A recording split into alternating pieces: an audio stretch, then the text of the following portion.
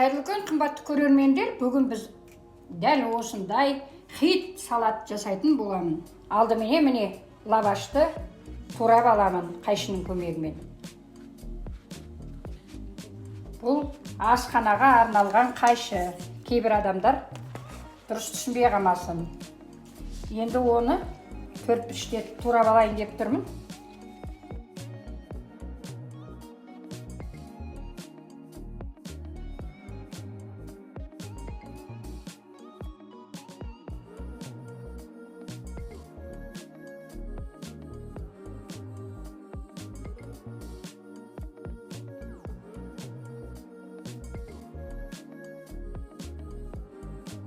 Бұл туралып алынған лавашты міне кәдімгі бауырсақ құсатып майға қуырып аламыз. Май қызғанша өнімдерімді турай тұрайын. Соломкаға таяқша етіп тураймыз.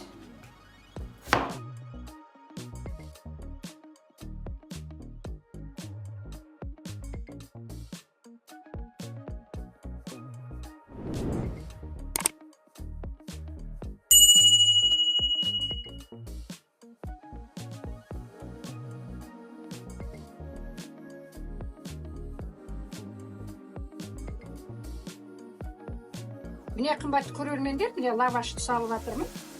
Екі жағында қызартып.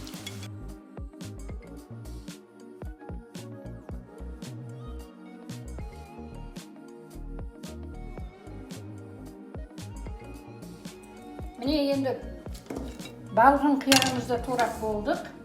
Енді міне маринадталған қиярды тураймын. Оны да сондай таяқша етіп.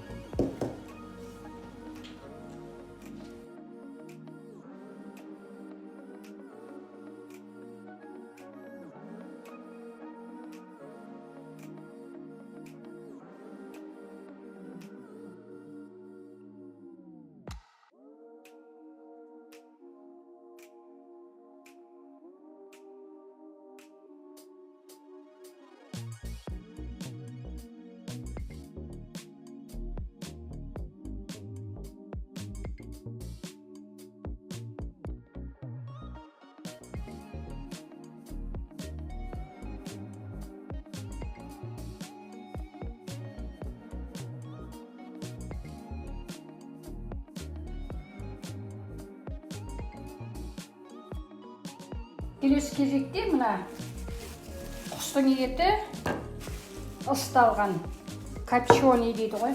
Тауықтың болсын, ысталған сосиски болсын болады.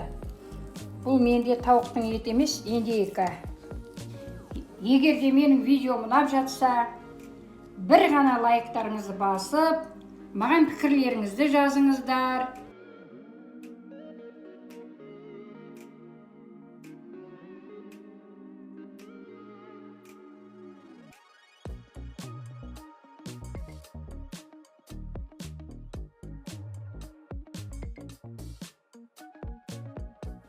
Ендігі кезекте жұмыртқаның сарысын бөлек, ағын бөлек аламыз.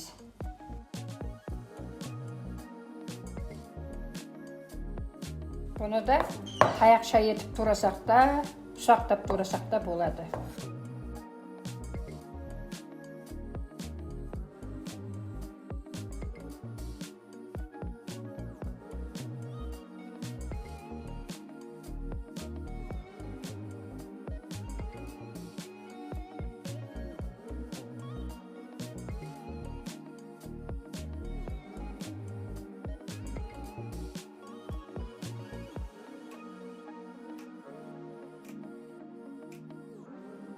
Міне турап болған өнімдеріміздің бәрін араластырып, оны тұздаймыз. Қалауымызша дәмдеуіш қосамыз. Мен дәмдеуішке қарабұрышты қосайын деп тұрмын. Аздап тұз, аздап қарабұрыш.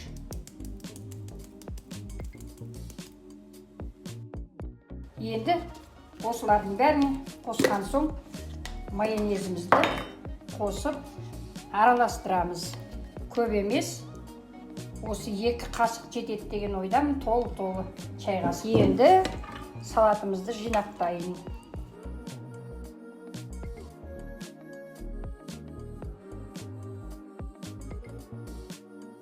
Қуырып алған лавашымызды қоямын.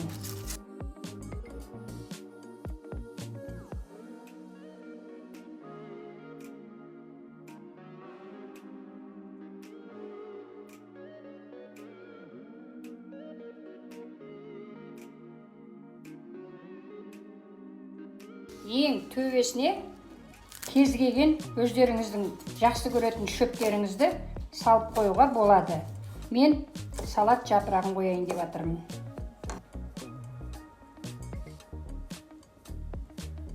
Мынаны вилканың шанышқының көмегімен бүйтіп ұнтақтап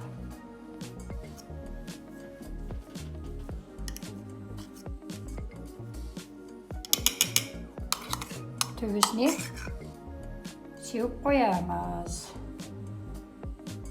Міне қымбатты көрермендер, біздің салатымыз дайын болды. Сіздер де дәл осындай салат жасап, дастархандарыңыздың сәнін келтіріңіздер. Келесі видеода кездескенше аман сау болыңыздар.